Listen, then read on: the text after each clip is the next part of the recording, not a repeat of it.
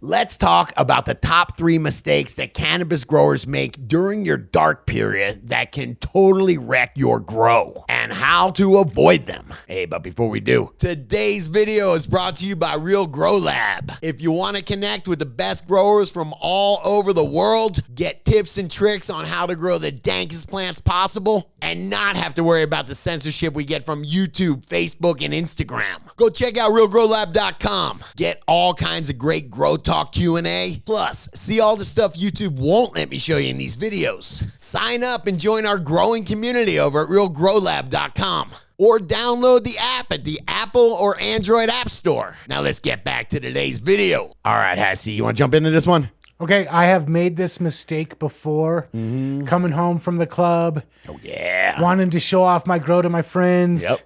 And totally screwed up. I only had one plant at the time. Totally screwed it up. Did you? Uh-huh. Okay, it's a real no-no in flowering. In veg, the plants aren't super sensitive to light, to light leaks and whatnot. But the plant makes in flowering, it makes this hormone, for lack of a better term, called florigen. I think of like flower generation. But it builds up during the dark period. So there's just not enough time in the 8 hours or whatever, when you're doing a normal veg time, the amount of time that the plants sleep, it's not enough time for it to build up enough of that florigen, that flowering hormone, to send those signals to the plant to flower. And that's real quick. Yeah. That's why you said this matters more during bloom, because that's the time when it's building up that florigen. Yeah, every day it builds up florigen. It goes from when the lights are off, it be able to build up like 12 hours of florigen, and that's enough when the lights turn on to tell the plant that it's in flowering, to develop flowers. It's super, that florigen signal is super sensitive to the light.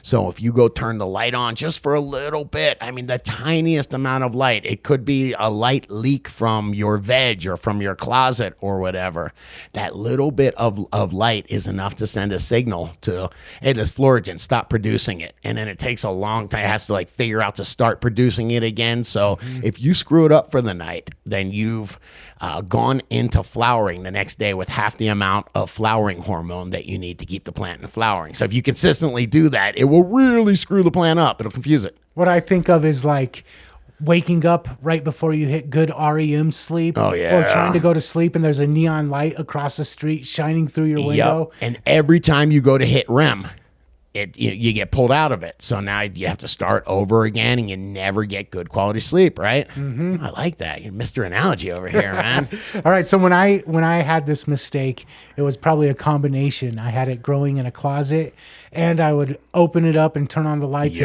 And what I got was really wimpy buds from it. Yes. I mean, you'll either get wimpy buds, you will get buds that are confused and will half revert into vegetative. You'll get buds that will make little nanners.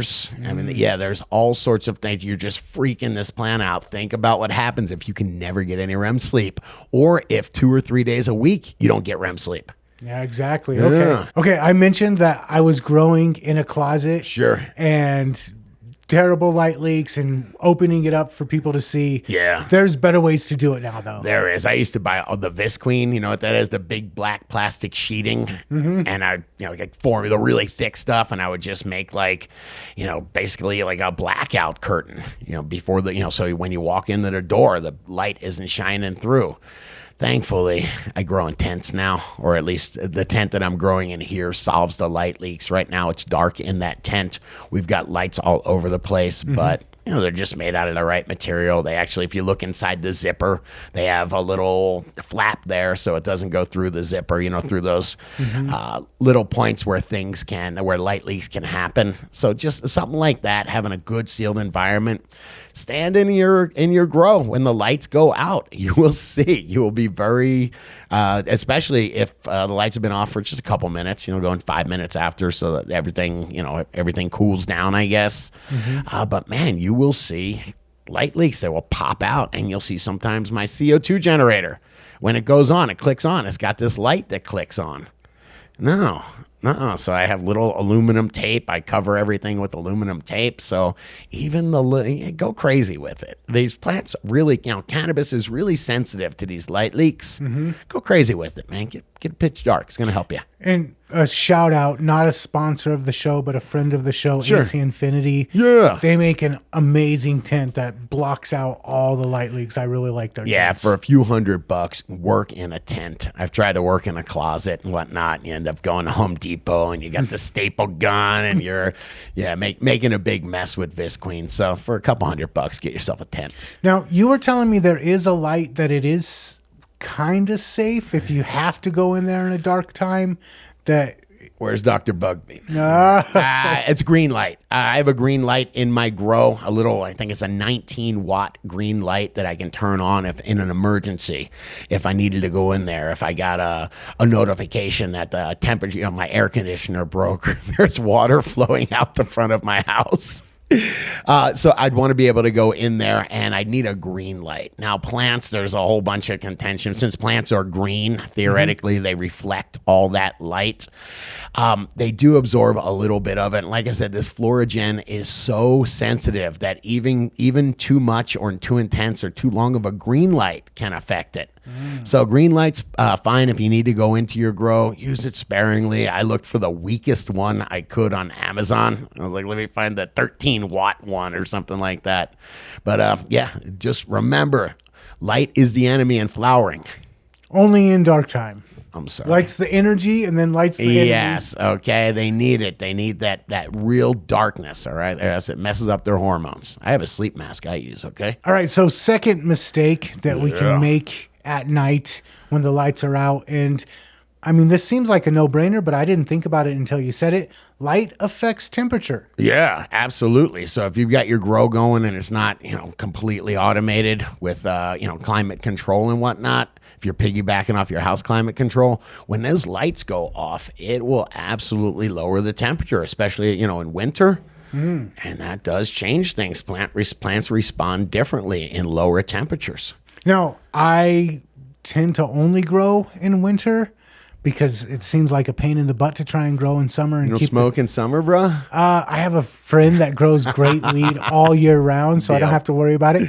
Yeah. But yeah, in winter, that is one of the things that when you told me, I was like, oh yeah, my house does get a lot colder at night. Yeah, and we talk about that VPD chart, the vapor pressure deficit chart. That's how much a plant can breathe and have the water and the air flow through it. Mm-hmm. So yeah, when you lower your temperature, man, say at night, the temperature lowers 10 degrees, which is, very realistic.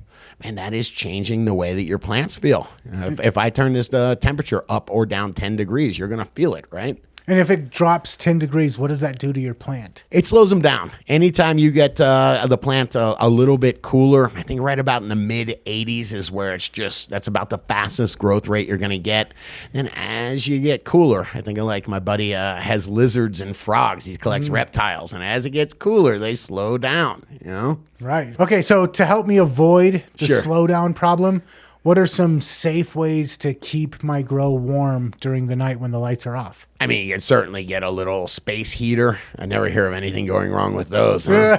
I mean, use some common sense. You'd have to be in a pretty big grow area to use a heater. I have a mini split air conditioner, a heat air conditioner that I use.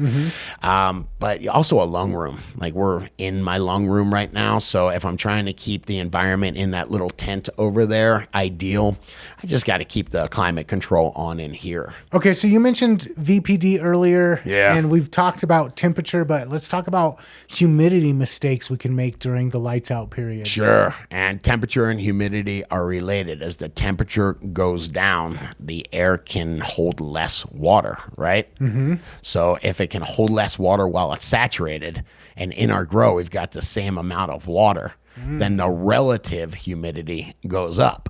So even with that, we didn't change anything in our grow. Just by changing the temperature, we've raised our humidity up. And that's a big deal. Humidity spikes are where you get the bud molds. That's when powdery mildew comes in, is when they spike up and down. So yeah, that's something to really consider. And that's why having an environmental controller, they're not that expensive now. AC Infinity's got that 60 controller 69.